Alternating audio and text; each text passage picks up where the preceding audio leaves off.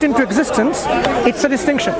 Because this cosmos at one point didn't exist. So our whole existence is dependent, it's contingent upon our Creator. That means by very nature of our beginning of existence, we are solely reliant and dependent on God. But God is not, He's independent.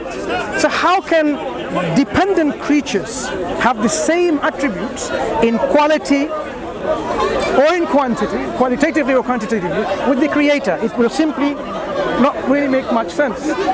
Because we have a beginning, we are finite, and we have this limitation as we have begun our existence with this beginning. The Creator has no restrictions in His self. He did not begin to exist, He was always there. Being always there, there is nothing that restricts the Creator or somehow brings the Creator into some kind of conformity. He is who He is with His attributes, and we know He has to be totally independent. Being independent, He has to be perfect in His attributes. So if He is powerful, there can be no one more powerful than the Creator. So when we say, okay, can we be like Him? We can have a certain amount of power and ability, but our power and ability will be very limited compared to the Creator of our cosmos.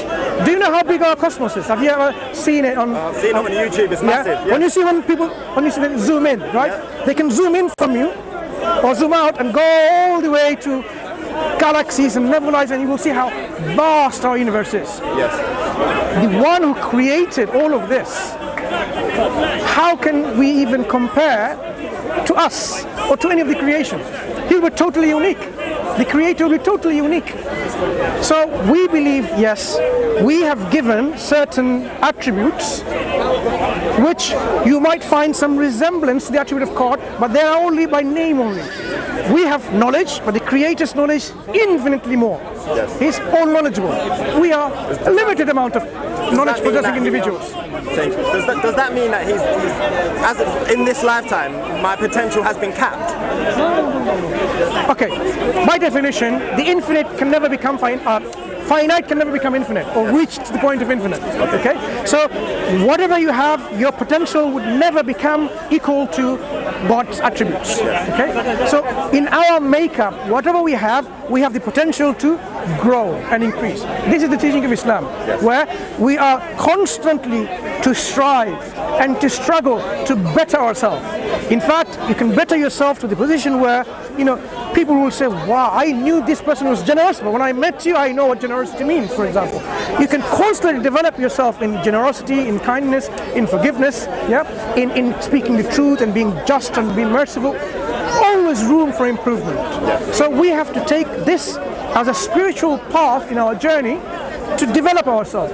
One of the important things our Prophet Muhammad ﷺ said, he says, إِنَّمَا بُعِثْتُ لِأُتَمِّمَ مَكَارِمَ الْأَخْلَاقِ. I have been raised to perfect the nobility of character. So we are noble in our character. God has inspired us with the good and evil and given us that we should be good. But we can perfect this nobility to a point where we will, go beyond this weaknesses that people have of greed, jealousy, anger, hatred, all of that. You can become a very noble person. And this is what Islam wants to introduce to people. Become a very noble person. Purification. So the teachings have been sent to us so that in this lifetime we can purify ourselves. And by purifying ourselves, we can then realize our need and our purpose in our life, so that we can fulfill our purpose. If you constantly sin, meaning do things which we know, rape, murder, killing, stealing, all the things that you can find detestable, how can you then fulfill your worship of God to be someone who is totally grateful to God and listens to God? It doesn't work out. You have to get rid of all of these things and then fulfill your purpose in God by really becoming a very purified person, someone who is ennobled to fulfill the purpose and the path of God, to worship God, so that your heart is pure. Thank you so much. I appreciate your energy, and thank you for doing this. The youth, we need guidance and role models like yourself, so thank you. Thank you. Take care.